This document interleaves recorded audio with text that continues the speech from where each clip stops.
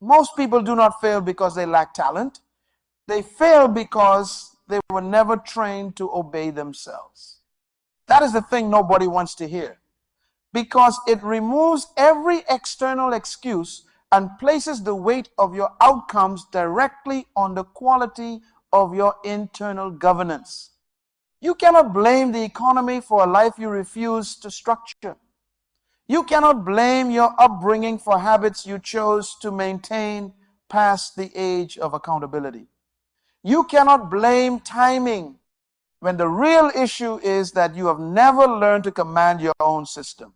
Let me submit to you that the most dangerous person in any room is not the most talented. It is the most disciplined. Talent without discipline is a loaded weapon in the hands of someone who has never been trained to shoot.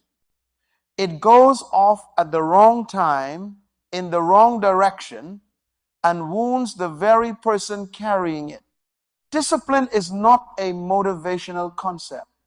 It is not a hashtag. It is not something you feel on a Monday morning after watching an inspiring video. You don't need motivation. You need revelation. Because motivation is emotional, and emotions are seasonal. But revelation produces a conviction that does not require a feeling to function.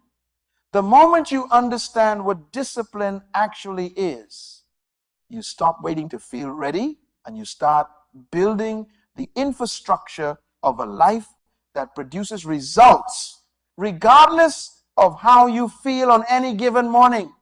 Where purpose is not known, abuse is inevitable. And most people are abusing their own potential not because they are evil, but because they have never been shown what their capacity was designed to carry. A building that was engineered to hold 10 floors being used as a single-story structure. It's not being destroyed by an enemy. It is being limited by ignorance. That is what an undisciplined life looks like from the manufacturer's perspective. Not a broken product, a misused one. The manufacturer of any system designs that system with a specific operational protocol. Follow the protocol, and the system performs at its highest capacity.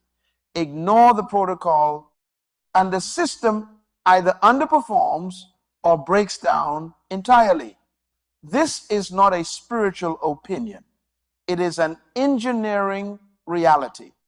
And every human being who has ever walked this earth arrived with an embedded operational protocol.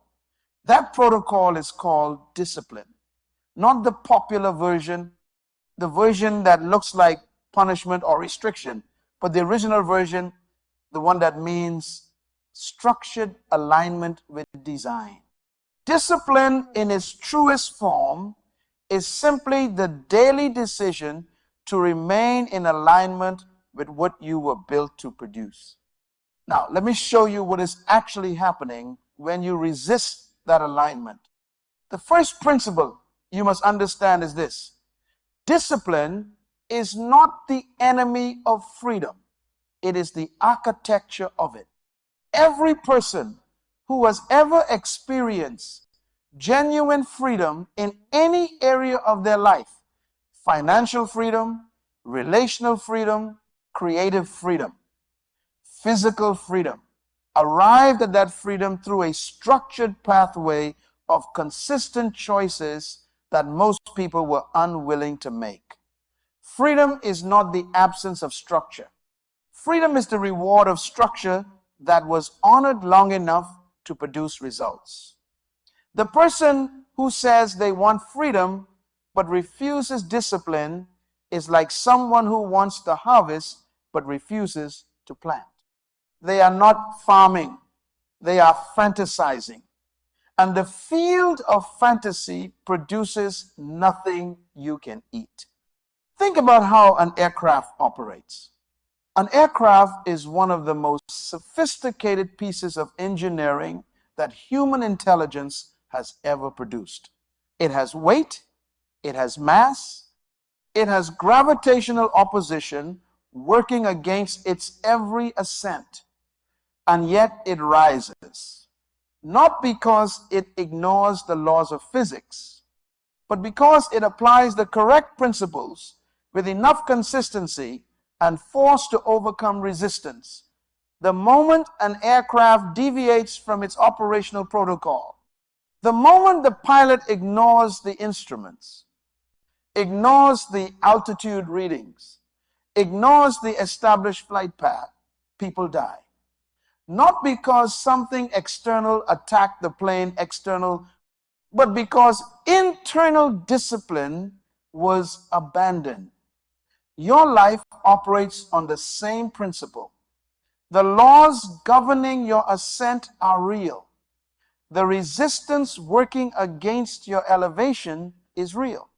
And the only thing that guarantees you rise above it is a disciplined adherence to the principles that govern your design. Most people are not losing to competition. They are losing to inconsistency.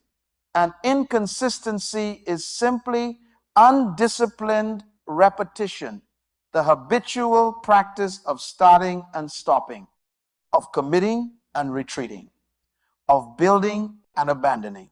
Let me submit to you that the most powerful word in the vocabulary of any person who has ever achieved significant results is the word again. Not the word perfect, not the word inspired, again. The ability to return to a standard after failure, after disappointment, after the feeling has left act, is the signature of a disciplined mind. Anyone can perform when they feel like it. The question the universe is always asking you is, what do you do when you don't feel like it? Because that question, answered consistently, is what separates the life you have from the life you were designed to live. There is a tree that grows in certain regions that displays one of the most instructive examples of discipline in all of nature. For the first several years of its life, this tree produces almost nothing visible above the ground. Those who observe it from the outside see no remarkable growth, no impressive height, nothing that would suggest a tree is doing anything significant. But beneath the surface, the tree is building one of the most extensive root systems in the plant kingdom. It is going deep before it goes high. It is building the foundation before it builds the structure.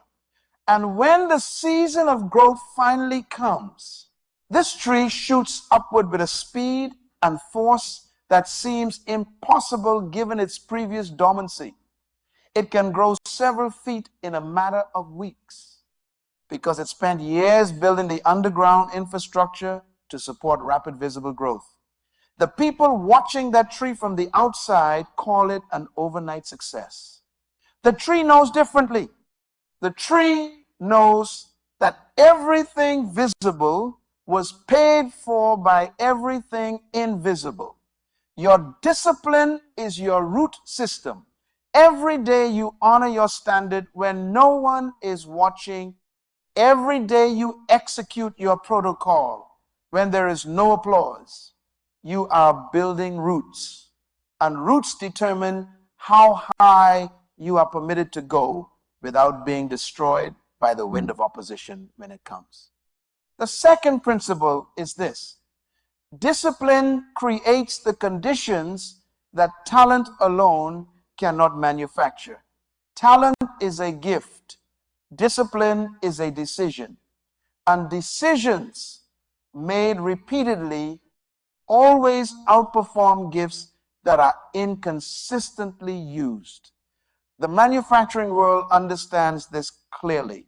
When an engineer designs a component for a high-performance system, they do not only account for what that component can do at its best. They account for what that component will do under pressure, under heat, under sustained load, over time. A component that performs brilliantly under ideal conditions but fails under pressure is not a reliable component. It is a liability dressed as an asset. Talent that only shows up under ideal conditions, that disappears when pressure arrives, that requires encouragement to activate, is not reliable capital. It is potential that was never converted into power. Discipline is the conversion process. It takes the raw material of what you are capable of and puts it through the pressure and the heat and the sustained load until what comes out the other side is not just capability, but character. And character is the thing that maintains performance when the conditions become unfavorable. You don't need motivation. You need revelation about what you are actually building. Because if you understood what was on the other side of consistent discipline, you would never again negotiate with your alarm clock. You would never again let a mood determine your output. You would never again trade your standard for the temporary comfort of avoidance. The person who has seen clearly what discipline produces, F, does not debate whether to execute. They simply execute. The debate is the evidence of unclear vision. An unclear vision is always the symptom of a life that has not yet received the revelation of its own assignment. The third principle is one that corrects a deeply embedded misunderstanding. And that misunderstanding is this. Most people believe discipline is about controlling behavior. It is not. Discipline is about directing energy. There is a significant difference. Control is restrictive. Direction is purposeful. A river that is controlled becomes a reservoir, contained but largely static. A river that is directed becomes a power source, channel force, generating energy for everything downstream. Discipline does not restrict what you are. It directs what you are toward what you were assigned to produce. Every act of discipline is an act of direction. Every morning routine, every hour of focused work, every boundary you maintain in your relationships, every financial decision that honors your future over your present comfort is you directing your energy toward a specific output. The person who has no discipline has no direction. And the person with no direction, regardless of how much energy they possess, arrives nowhere intentionally. They end up somewhere, but that somewhere was chosen by default, not by design. Let me tell you about a man who spent 17 years in a single field and never rose beyond mediocrity. He was intelligent. Those who knew him recognized that immediately. He had natural instincts for the work, an intuition that many of his colleagues lacked. But he had a fundamental problem with follow-through. He would begin a project with intensity and abandon it when the novelty wore off. He would establish a routine and break it the moment something more immediately pleasurable presented itself. He would set a standard and then quietly negotiate it downward when the standard became costly. For 17 years, he remained at the same level, not because the opportunity wasn't available to him, but because he had never built the internal structure required to capitalize on opportunity when it arrived. Opportunity visited him multiple times. He recognized it. He was even excited by it. But recognition and excitement without the discipline to execute is simply a more elaborate form of disappointment. The moment he began to understand that his problem was not circumstantial but structural, that his outcomes were a direct reflection of his internal governance, everything changed. Not because the world changed, but because he changed the protocol by which he operated within the world. Within 3 years of building genuine discipline, he surpassed everything he had failed to achieve in 17. The world had not become more favorable. His alignment with his own design had simply become intentional. That is what discipline does. It does not change your environment. It changes your capacity to extract maximum value from your environment. The fourth principle is this: discipline is not a one-time decision.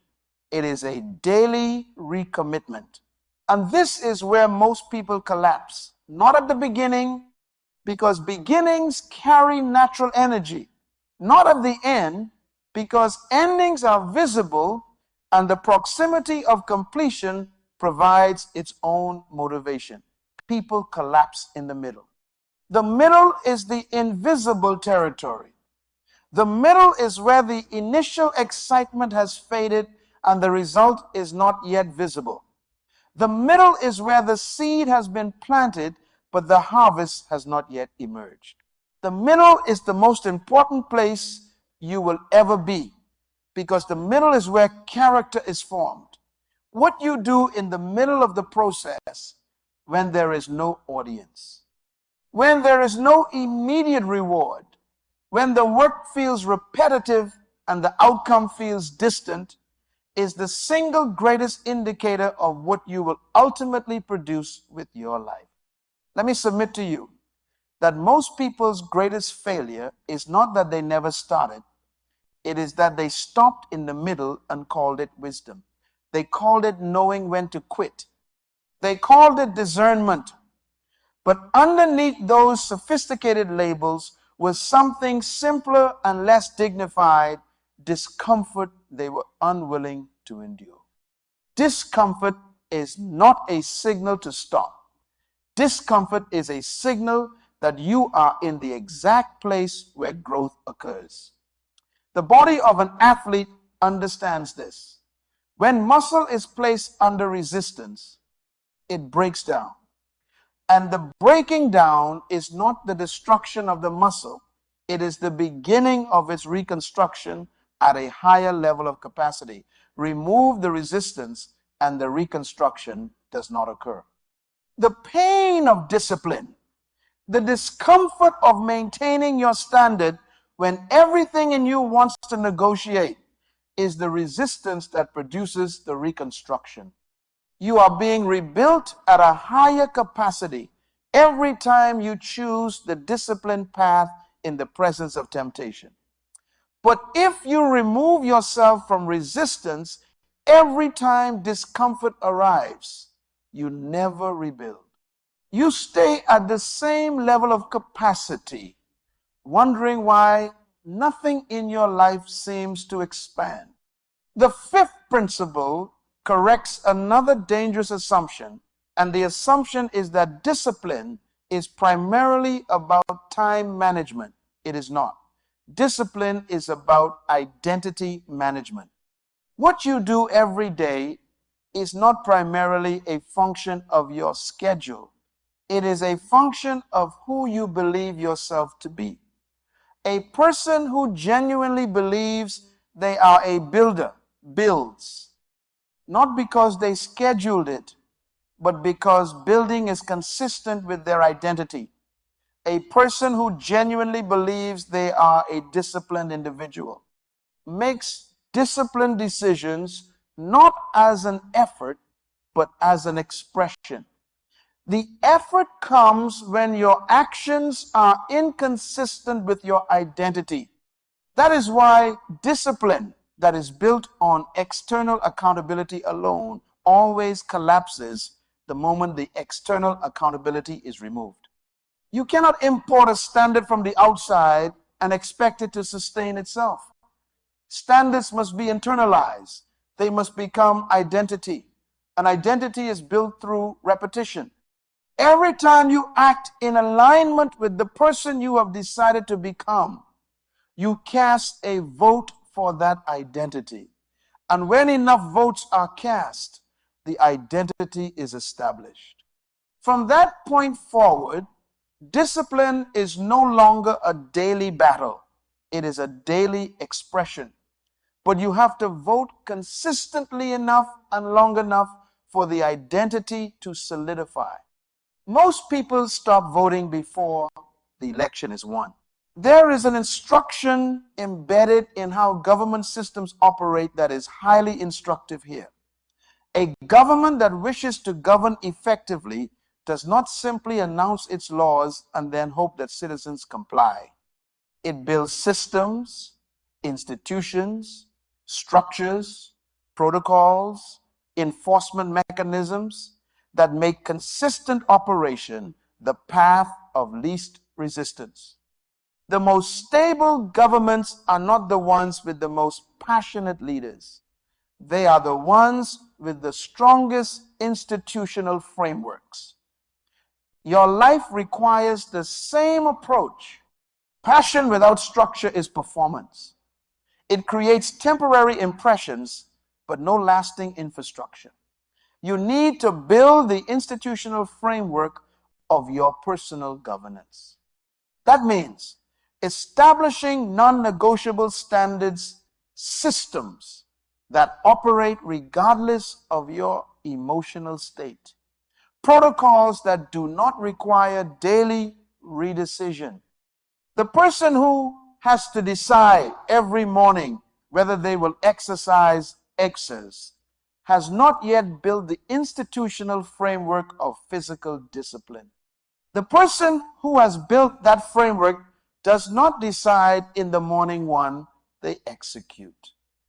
The decision was made once at the level of identity one, and the execution is automatic. That is maturity. That is governance. That is what it looks like when a human being operates in alignment with their design. The sixth principle is one that will challenge the way many people have been taught to think about success. And it is this: your results are always a lagging indicator of your discipline. Always. What you are experiencing today in any area of your life, financially, relationally, physically, professionally, is the outcome of decisions you made months and years ago. And what you will experience months and years from now is being determined by the decisions you are making today. The gap between your current reality and your desired reality is not a gap of opportunity. It is a gap of execution.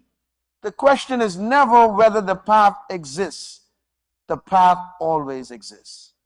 The question is whether you are disciplined enough to walk it consistently enough and long enough for the destination to become your reality. Most people overestimate what 1 month of discipline will produce and underestimate what 3 years of discipline will produce. They expect the harvest before the season has completed.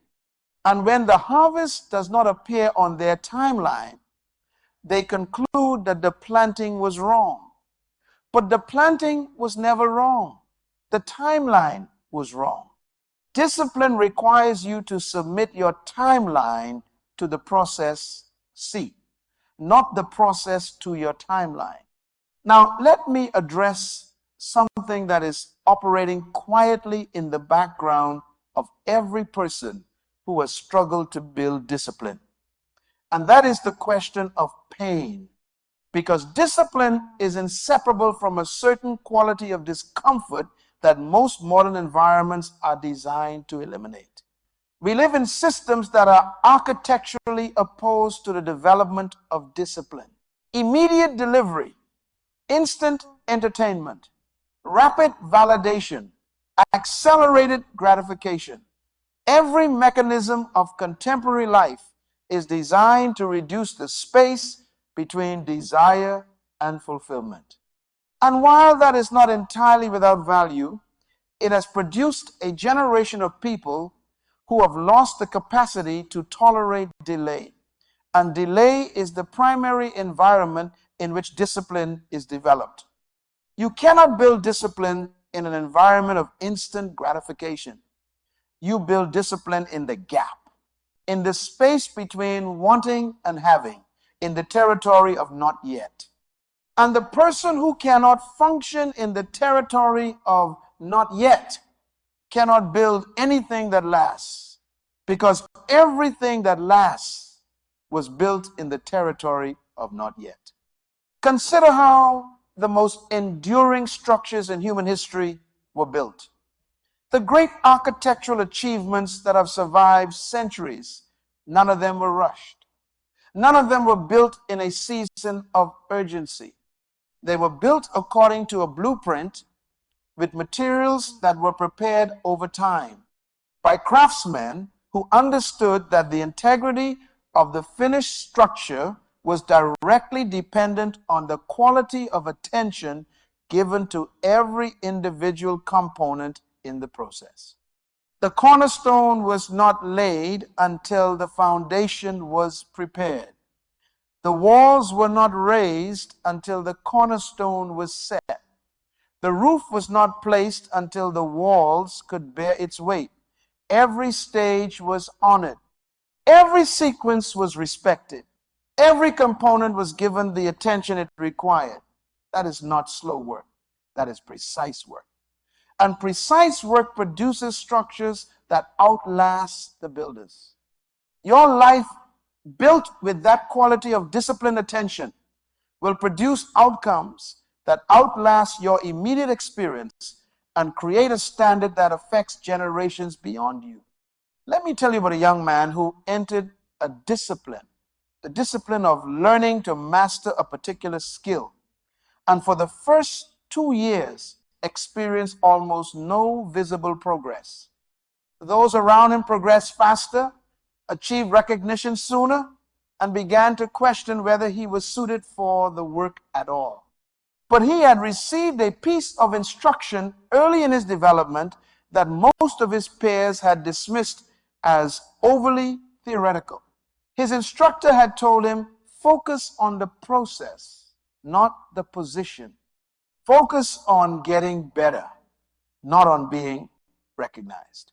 Focus on building the foundation, not on constructing the visible structure. And he had taken that instruction literally. While others competed for recognition, he competed with his own previous standard. While others performed for audiences, he performed for precision. While others celebrated comparison victories, he identified gaps and filled them. By the end of year 4, the trajectory was unmistakable. By the end of year 7, he was operating at a level that those who had surpassed him early could not access. Not because he was more naturally gifted, but because he had built a foundation they had not taken the time to lay. The principle in that story is non-negotiable.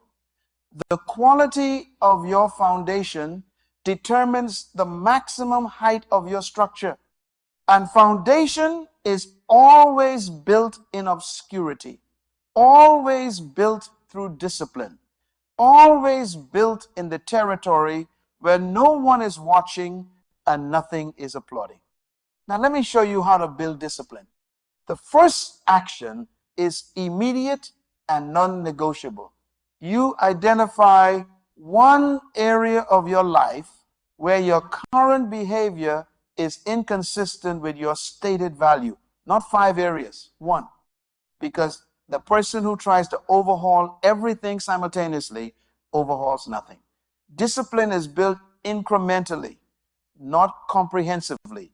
You find a one area and you establish a non-negotiable standard for that area, not an aspirational target, a non-negotiable standard. The difference is critical. An aspirational target is something you hope to achieve. A non-negotiable standard is something you have decided you will not operate below. Write that standard down. Make it specific. Make it measurable. And then honor it for 30 consecutive days without exception.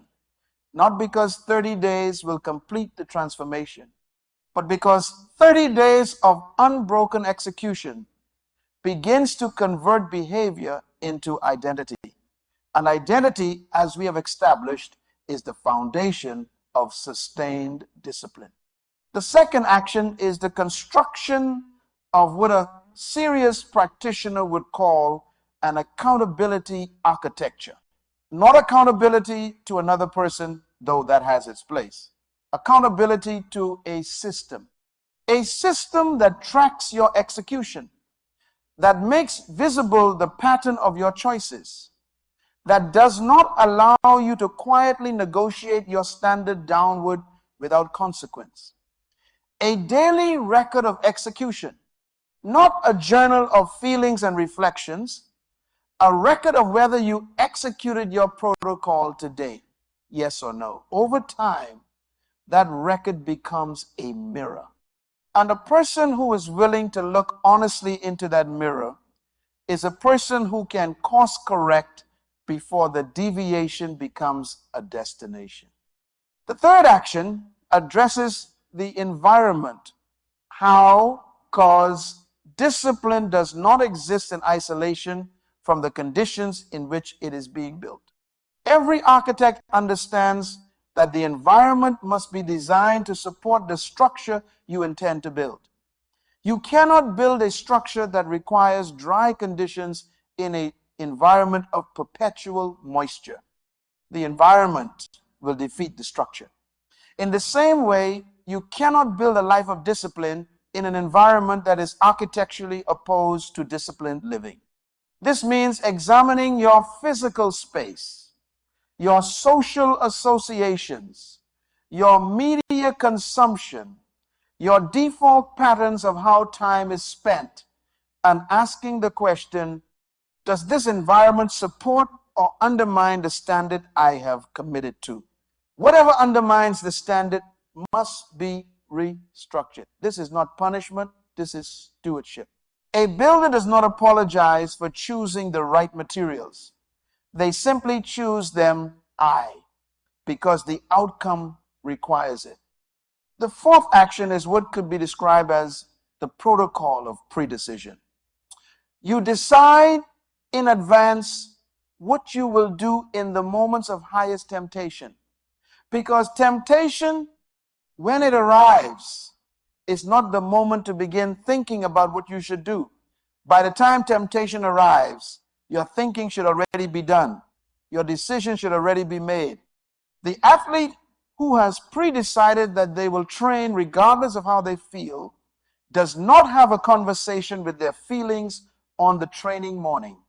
The executive who has pre-decided that they will not look at their phone during the first hour of their workday does not negotiate with the notification when it arrives. Pre-decision eliminates the friction of real-time decision-making in moments of low resistance, and it is the accumulation of pre-decisions honored consistently that builds the infrastructure of a disciplined life. The fifth action addresses recovery, because discipline is not the absence of failure, it is the quality of your response to failure. The undisciplined person treats failure as a termination point, as evidence that they are not capable, as permission to abandon the standard. The disciplined person treats failure as data, as information about where the gap exists, what adjustment is required, what the system needs in order to perform better on the next execution. There is a significant difference between a person who fails and quits and a person who fails and recalibrates. One treats failure as verdict. The other treats failure as feedback. And feedback processed correctly always makes the next execution stronger. Your capacity to recover quickly from a lapse in discipline without self-condemnation and without abandonment of the standard is one of the most important disciplines you will ever build. The person who has mastered discipline does not describe their life as hard. They describe it as structured. They describe it as clean. They describe it as producing. Because there is a quality of life that only becomes available to those who have submitted themselves to the governance of discipline, and that quality is not visible from the outside to those who have not experienced it.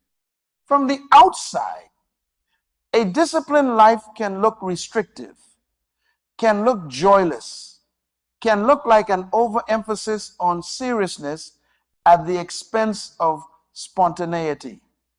But from the inside, it is the most liberated state available to a human being, because freedom from your own impulses, freedom from the tyranny of your own moods and emotions and cravings and fears, is the deepest form of freedom that exists. The person who is governed by their impulses is not free. They are a prisoner of their own nervous system. The person who has built the discipline to govern their impulses, to direct their energy, to maintain their standard in the presence of opposition. That person moves through the world with a quality of authority that cannot be manufactured by any other means. Where purpose is not known, abuse is inevitable.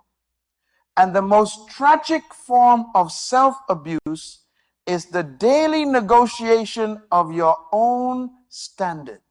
Every time you know what you should do and choose not to do it, not because the path was genuinely blocked, but because it was uncomfortable, you negotiate a small piece of your own authority away.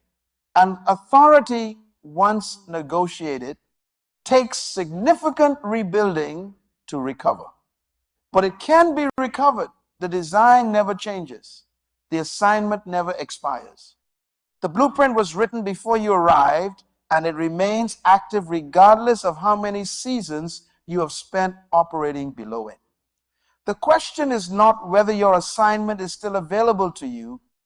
The question is whether you are willing to build the internal governance required to execute it. Your pain was not an accident. Your process was not a punishment.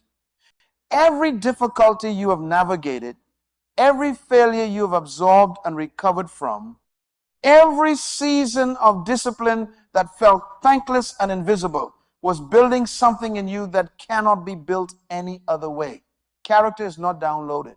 It is not inherited. It is not obtained through shortcuts. It is forged, and the forge is always uncomfortable. The person on the other side of that forge, the person who has submitted to the full process without negotiating an early exit, emerges with something that the world cannot manufacture artificially and cannot take away externally. They emerge with the authority of alignment, the authority of a person who knows what they are built for, who has built the internal structure to operate at that level, and who executes from that structure every day, regardless of the conditions they encounter. That is who you were designed to be. Not a version that requires constant encouragement to function. Not a version that depends on favorable circumstances to perform. Not a version that collapses under pressure because it was never built to carry load. The design calls for a version of you that governs itself one, that produces consistently one, that builds what it was assigned to build, regardless of what season the world is in. That version is not a fantasy. That version is your original specification. Everything else, the negotiating, the wavering, the inconsistency, the comfort seeking at the expense of your standard, that is the deviation from design. And every day of genuine discipline is a day of returning to the original blueprint. A day of saying, I know what I was built to produce, and today I produce it. The time that has already passed cannot be reclaimed. That is a fact that must be received without guilt, but also without sentimentality. Guilt will immobilize you. Sentimentality will distract you. The correct response to the time that has passed is urgency applied to the time that remains. Not panic, urgency. Panic scatters energy. Urgency focuses it. The most valuable resource you have is not your talent. It is not your connections. It is not even your ideas. It is the time remaining between now and the completion of your assignment. And that resource is being depleted regardless of whether you are building or not. The clock does not pause for your comfort. It does not wait for you to feel ready. It does not extend itself in response to your regret. It simply moves. And the person who has understood this, who has genuinely received the revelation of their own finitude, does not require an external motivation system. They are motivated by the clearest and most present reality available to any human being. The reality that time is the one resource that cannot be replenished. And therefore, every hour that is not given to the execution of assignment is an hour that is permanently subtracted from what you could have produced. Build your system today, not tomorrow, not at the beginning of the next season, not when the conditions are more favorable. Today. Identify your non-negotiable standard. Construct your accountability architecture. Redesign your environment. Make your pre-decisions. Build your recovery protocol, and then execute. Not perfectly, because perfection is not the standard of discipline. Consistency is. Not impressively, because discipline is not a performance. It is a practice. Not publicly, because the most significant work of discipline is always done in private. Execute because you have received the revelation of your own design and you have decided finally and completely that you will no longer operate below it. Your assignment demands a disciplined vessel. The work that you were sent to do requires a person who has built the internal governance to carry it without collapsing under its weight. You are in the process of becoming that person. Every day of discipline is a day of construction. Every standard honored is a wall raised. Every temptation refused is a foundation deepened. Every recovery from failure is a structural reinforcement. You are building something, and what you are building, and if built with genuine discipline, will stand long after you are gone. It will outlast your discomfort. It will outlast the seasons in which it was invisible.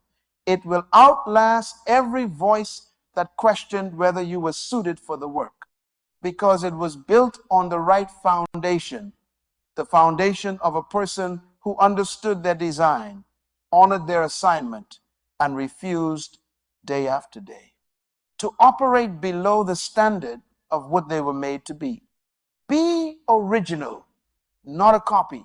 The world has enough people living borrowed lives, performing borrowed standards, executing borrowed visions. Your assignment is specific to your design. Your blueprint is not someone else's blueprint.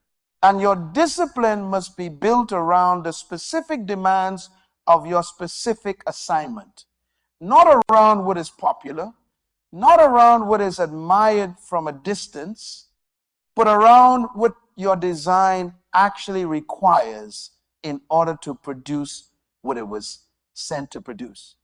Honor that, protect that, build that every day, without exception, without negotiation, without apology.